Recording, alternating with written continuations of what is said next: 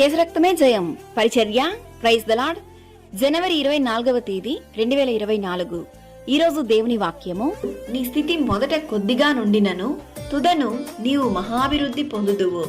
యోబు గ్రంథము 8వ అధ్యాయం 7వ వాక్యము. అవును క్రీస్తునందు ప్రియులారా, నీతిమంతులు 7 మార్లు పడినను తిరిగి లేచును. ఆపత్కాలమందు భక్తిహీనులు కూలుదురు. సింహపు పిల్లలు లేమిగలవై ఆకలిగొనును.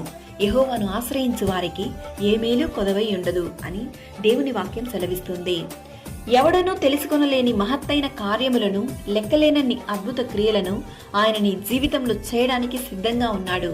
ఈ రోజే నిన్ను నీవు దేవునికి సమర్పించు. నీ స్థితి ఎంతో హీనంగానూ, వేదనతోనూ, దుఃఖంతోనూ, బాధతోనూ నిండి ఉన్నప్పటికీ ఆయన నిన్ను చేయి విడువడు. ఆయన నిన్ను హెచ్చించి సమస్త విధములైన ఆశీర్వాదములతో నిన్ను దీవించును. నీవు నీ సమయాన్ని వృధా చేయక దేవుని సన్నిధిలో వేచియుండుము. ప్రతి విషయంలోనూ పరిశుద్ధతలోనూ నిన్ను నీవు సరిచేసుకొనుము. నీ స్థితిని చూసి హేళన చేయు వారి ఎదుటనే దేవుడు నిన్ను అనేక విధములైన ఆశీర్వాదములతో నింపును.